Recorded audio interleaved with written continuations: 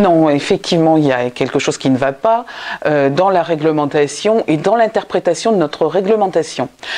Typiquement le cas de cette famille que j'ai dénoncée il y a quelque temps, et donc Monsieur Hassan est ici, où on lui demande des documents, d'abord premièrement qu'il n'aurait pas à avoir, ça a été réglé avec le ministère du Logement qui a fait le nécessaire à ce sujet-là, mais encore une fois, il y a une restriction, enfin une lecture très restrictive des textes pour demander les justificatifs de séjour sur notre territoire. Donc madame et les enfants, donc la femme de monsieur Hassan et ses enfants, ont donc un récépissé de titre de séjour en attente donc d'une carte de séjour de 10 ans, qui est valide, qui est reconnue par l'arrêté de 2013, mais la famille Hassan est confrontée à une lecture donc très restrictive de ces textes, et on leur demande d'avoir la carte de 10 ans en poche. Or, ce qu'ils ont actuellement est un titre valide et cela les contraint pour le coup à occuper maintenant un centre d'hébergement d'urgence alors qu'ils ont tout, mais absolument tout, les documents, les papiers, les moyens financiers, etc. pour accéder au logement, et on les maintient dans un centre d'hébergement d'urgence où les places eh bien, sont très demandées parce qu'il y a beaucoup malheureusement de personnes qui ont besoin d'accéder à un logement d'urgence, et pour le coup ça les contraint à être là alors qu'ils pourraient habiter tout simplement dans un appartement et que cette famille puisse poursuivre maintenant sa vie très tranquillement sur notre territoire avec tellement de choses incroyables depuis leur arrivée que quand même il serait peut-être temps que on puisse faire en sorte que le parcours des personnes qui arrivent, qui sont réfugiées, qui arrivent de Syrie ou d'ailleurs, eh bien on ne mette pas encore tout un tas de bâtons dans les roues pour que ces personnes puissent être s'installer sur notre territoire très tranquillement. C'est la seule chose qu'ils demandent. Depuis qu'ils sont là, ils font tout le nécessaire, ils prennent des cours de français, ils trouvent du travail, etc. Donc arrêtons avec ça, laissons-leur la possibilité de vivre tranquillement et dignement sur notre territoire. Maître, dans cette affaire, qu'est-ce que ça implique juridiquement au niveau du droit français et international?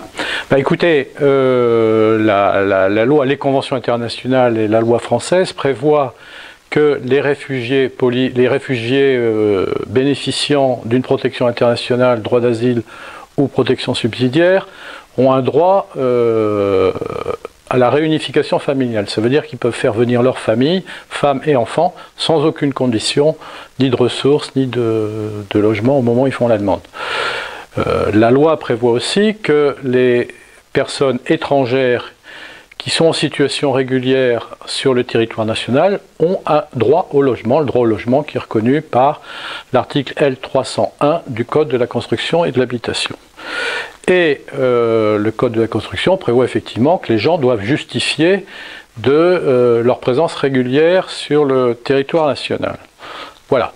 Donc la famille en question peut parfaitement justifier de cette présence régulière et elle produit un récépissé parce que lorsque les gens arrivent en France, eh ben, malheureusement, pour des raisons que j'ignore, on met 7 ou 8 mois à imprimer une carte de séjour définitive. On leur donne donc un récépissé provisoire qui vaut titre de séjour dans l'attente de la délivrance de cette carte définitive une fois qu'elle est imprimée.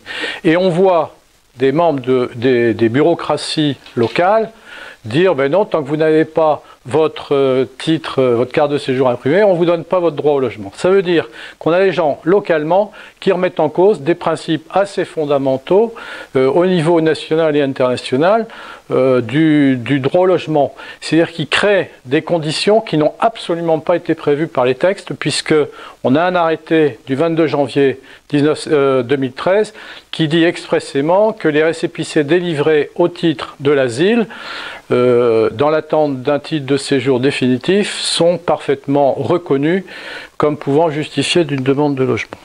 Autrement dit, les fonctionnaires se comportent à la base des politiques. C'est-à-dire qu'on a des gens qui inventent des règles supplémentaires qui n'ont pas été prévues par la loi et qui ont pour effet de priver les gens de droits assez fondamentaux, puisque le droit au logement, c'est bien un droit fondamental.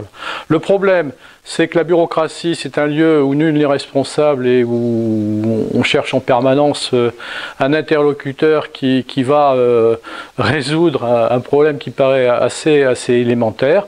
On trouve personne, on se heurte à des murs. Qu'est-ce qu'on fait? On en appelle aux médias, éventuellement on ira devant le juge s'il faut vraiment aller jusque-là, parce que on est quand même dans des évidences juridiques. J'avoue que c'est assez désespérant de voir dans la manière dont on traite des gens qui ont déjà effectivement suffisamment souffert de là où ils viennent.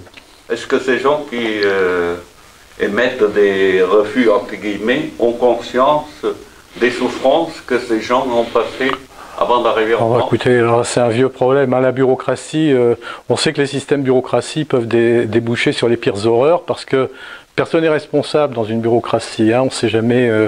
Il y a un principe d'impersonnalité, donc c'est des outils où des règles d'humanité, d'équité n'ont pas nécessairement leur place. Mais à un moment donné, il faut que quelqu'un appuie sur un bouton et dire ça s'arrête, quoi. Et c'est le rôle du politique, parce que la bureaucratie, c'est une machine. Alors après, chacun là où il est. Moi, j'avoue que quand je vais aujourd'hui à la préfecture d'Orléans pour des demandes d'asile, on y est extrêmement bien reçu par les fonctionnaires qui sont là. Il y a des gens qui font leur travail de manière tout à fait convenable, humanitaire, et puis il y en a d'autres qui sont bêtes, qui sont bornés, je sais pas. Enfin,